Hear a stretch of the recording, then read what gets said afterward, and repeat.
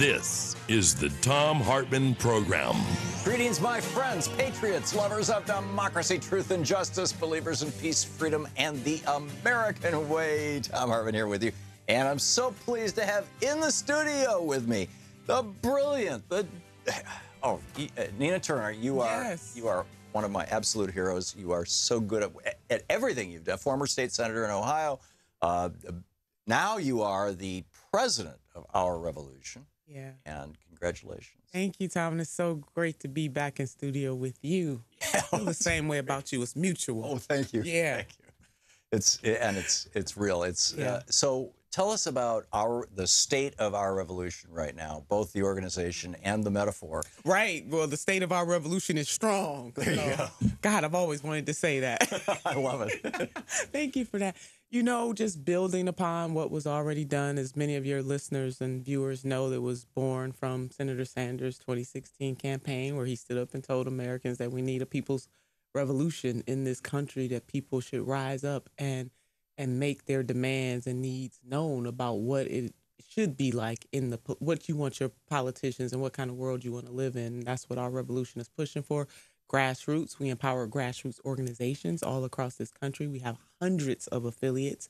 And we do believe in citizen leaders, that if you empower the grassroots, then they push the agenda where they are. So it is a beautiful model. We endorse progressive candidates, and we also stand up for progressive issues. So it's been great. So just really building on, I want to give a shout out to Jeff Weaver, the former president of Our Revolution, and all the work that he has done to get us to this point. And I'm looking forward to taking us to the next level. That is great. That is great. Now, by the way, if any of you have specific questions for Nina Turner, feel free to give us a shout at 202-808-9925, and she can respond to your questions. She's with us for the half hour till the bottom of the hour. And then you got to run to a board meeting or something like that. You got work to do. I got work to do. Oh. Yes, the revolution demands work. A woman with things to do and places to go and people to see. Yeah. Conventional wisdom about politics is essentially that there's an outside game and an inside game. There's the people who basically like lobby with the politicians, and then there's the people who are the outside organizations, you know, the kind of progressive Democrats of America type of organizations. Yes. Although PD America actually does both. They try to work the inside and the outside game.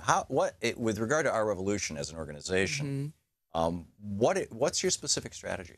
I think you do absolutely need an inside and outside game, I should say. But right now, for example, a good example is our Summer of Progress, where Our Revolution is teaming up with other progressive organizations like DFA, like National Nurses United and others, to really push for a summer of progress. So this is not just about resistance, but it is how do we make progress?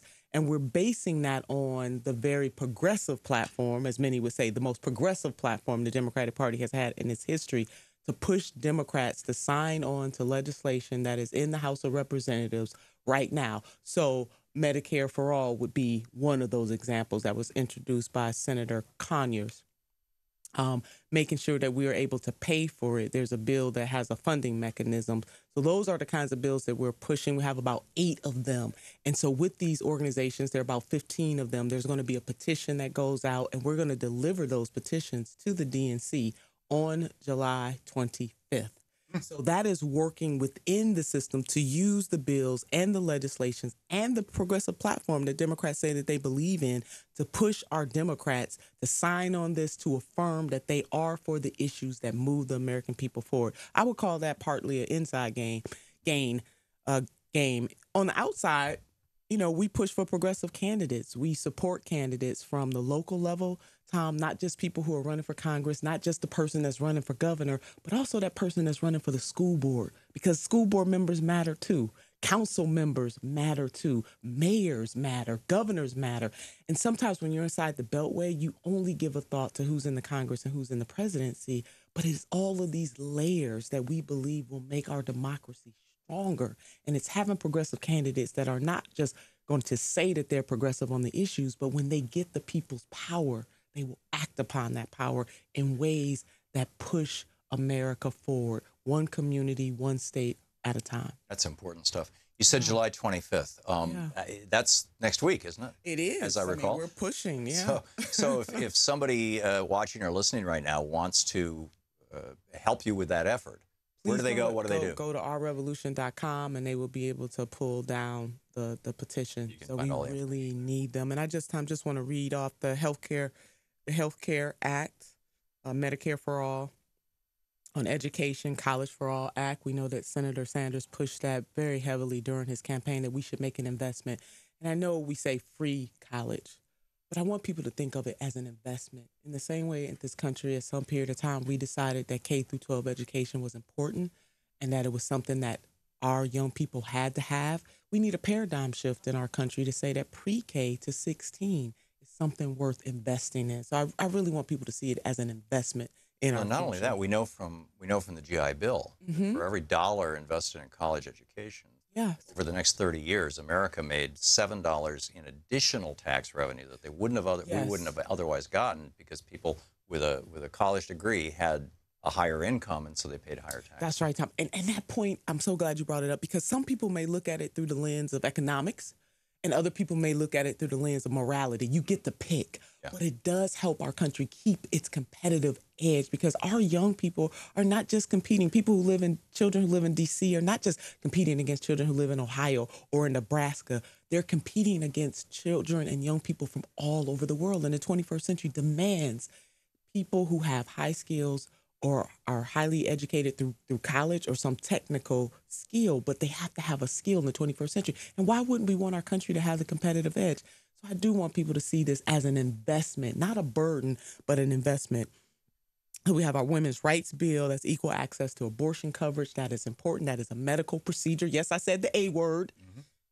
I don't know that people who are just abortion, but what people do want is legal, safe, and rare. And we got to continue to push that. We know that there's a push on the federal level and also on the state levels all over this country to take away that access for women. So voting rights, automatic voter registration act, let's do it. Why can't we do that? Less than almost 50 million, about 46 million people in the presidential election did not even bother to come out to vote. We need to think about that and be diligent to figure out, why are people just kind of opting out of the system? But let's do automatic voter registration. Why not? How about that? Why not at birth? You know, when a Social Security number is assigned, you just automatically put a clock on it. That's so right. 18 years out, you're registered to vote. That's it. Why not? There's no doubt when you're born, you're a citizen. I mean, you're right here. Right. Why not do that? Yeah. And it increases voter participation because it takes down the barriers to voting. And anybody in the elected ministry, as I like to call it, and everybody doesn't see it as a ministry, but people who run for office for a living, think about that. Those who would want to suppress the vote, stop people from voting, or put up barriers to voting, it just makes no sense to me.